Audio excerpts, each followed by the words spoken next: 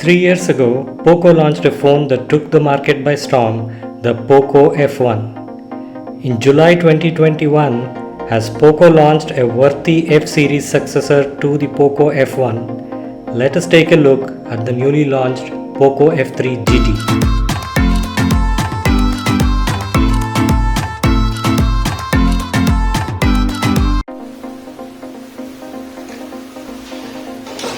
Okay, welcome to the unboxing of the POCO F3 GT.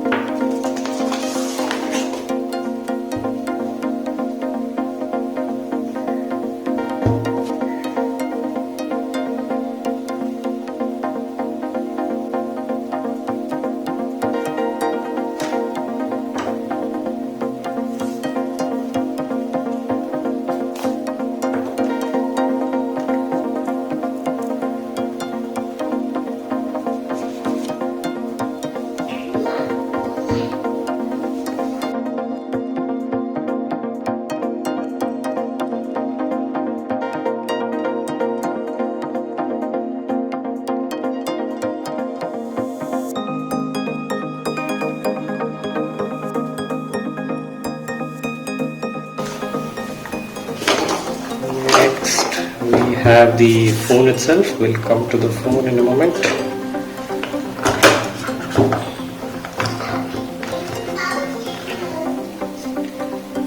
This is the 67-watt sonic fast charger.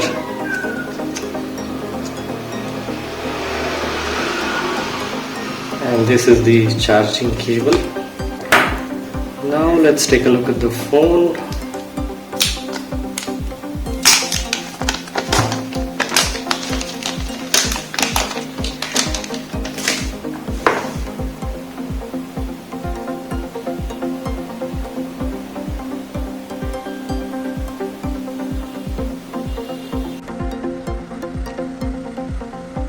This is the physical overview of the POCO F3 GT. The phone itself is well balanced, weighs about 200 grams.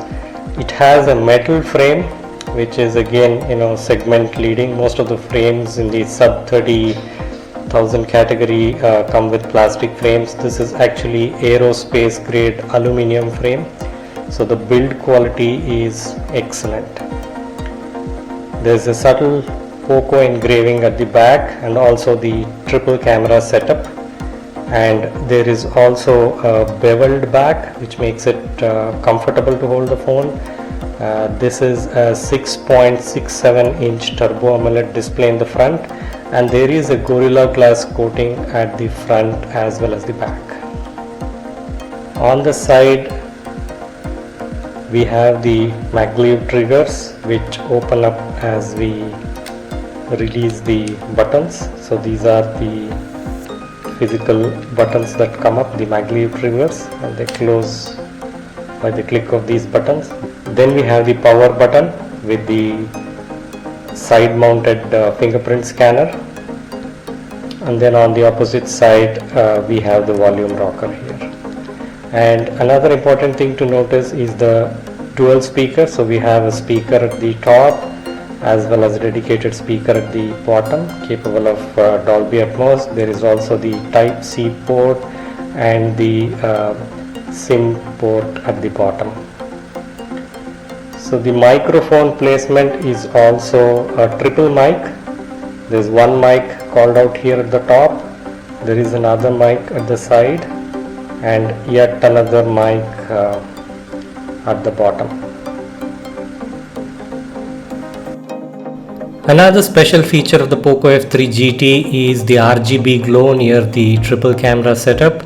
These are configurable.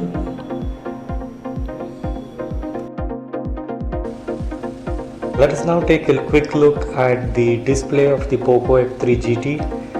The display of the POCO F3 GT is in fact the best one in the segment. The screen is really fluid. The panel is extremely high quality one. This is in fact a Samsung E4 panel, which is a 10-bit panel, and can display 1.07 billion colors. This panel is also HDR10 plus and also supports widevine L1. It also has a Gorilla Glass 5 coating and capable of 1300 nits of peak brightness. This is also a turbo AMOLED display and has a refresh rate of 120 Hz.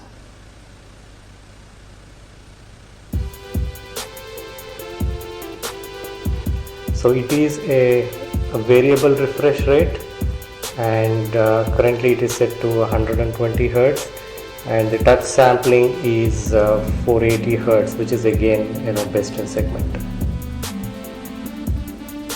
The display also supports DC dimming, which reduces the flicker.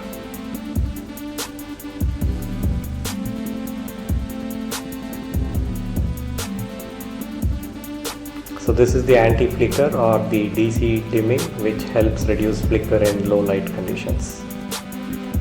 Coming to the battery, once again the POCO F3 GT has a segment leading 5065 mAh battery.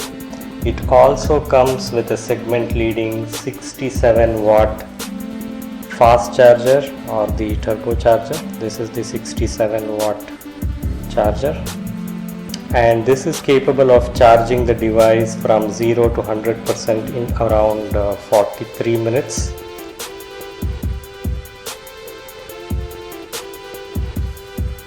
This is the type C, which is L shaped, so it makes it more comfortable to hold the phone while the phone is actually charging.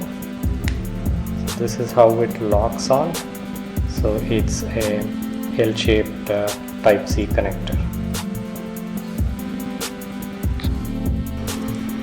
Any heating issues? In my 1 month of usage, I have not come across any heating issues. In fact, the normal temperature is about 33 degrees, and at the time of charging the phone does get to about 41 degrees, but there is nothing to worry about it. Next, we take a look at the cameras. The triple camera setup includes a 2 megapixel macro camera, an 8 megapixel ultra wide camera, and a 64 MP primary camera, and the selfie camera is a 16 megapixel camera. The primary camera is based on the OmniVision OV64B. This is one of the small sensors which enable keeping the thickness of the phone small. In recent times, the Oppo 6 Reno 5G as well as the Realme GT Master Edition, both these phones also have this same 64 megapixel camera sensor. Next, let's take a look at some camera samples.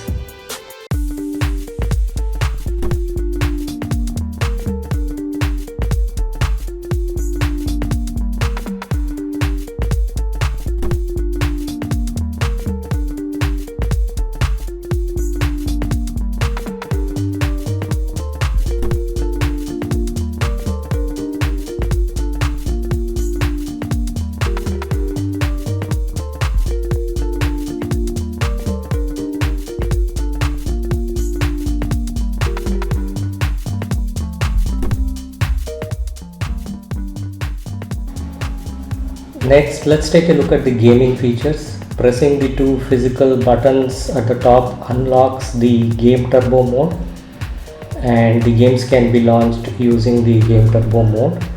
And when launched like this, the Maglev trigger configuration would be available from within the game. I have configured the Maglev triggers now for the Asphalt game.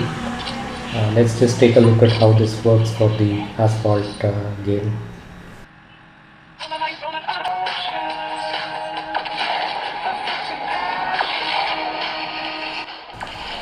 I have the index fingers positioned on the Maglev triggers now, and the on-screen buttons are also highlighted by the arrows. So the red circle shows the soft touch buttons which are getting activated by the pressing of the Maglev triggers.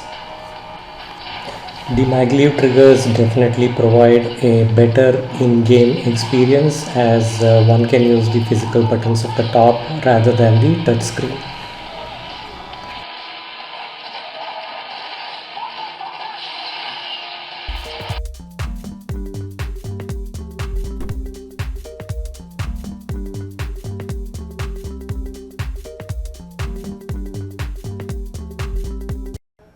Let us now take a quick look on how the POCO F3 GT compares with the competition.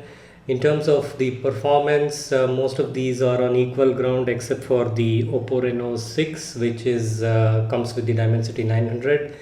In terms of the display, battery, charging, sound quality and build quality, the POCO F3 GT is ahead. In these departments, the OnePlusNord has a weaker speaker, plastic frame, lower refresh rate as well as lower peak brightness. The Realme GT Master Edition and the Oppo Reno have just the mono speaker, and the Realme GT Master Edition also has a polycarbonate back. On the camera front, the OnePlus Nord 2 is ahead because of its Sony sensor and the optical image stabilization. The headphone jack is available only on the Realme GT Master. Next, coming to the two negatives of the POCO F3 GT, one is it comes with a side mounted fingerprint scanner, whereas the rest of the competition has in-display, and also only two 5G bands are supported, whereas the rest of the competition support more number of bands. And POCO F3 GT is also the only phone which supports an IP rating in terms of the IP53 rating. To conclude, let's take a look at the pros and cons of the POCO F3 GT. The performance is on par. The Dimensity 1200 chipset, it is flagship grade. We have some segment best features on the POCO F3 GT, which includes a turbo AMOLED display with 120 Hz refresh rate, HDR10 plus certified. The sound quality is also good with dual stereo speakers supporting Dolby Atmos.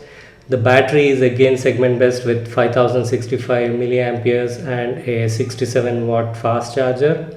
Again, the build quality is very good in comparison with the competition, and the special feature of gaming triggers is also a good add-on. Coming to the cons, instead of the in-display fingerprint scanner, which was very much possible given that this is an AMOLED display, a side-mounted one has been used. The cameras, the low light performance is average, and also the 5G bands, there are only two bands supported on the POCO F3 GT. Thanks for watching. Bye bye.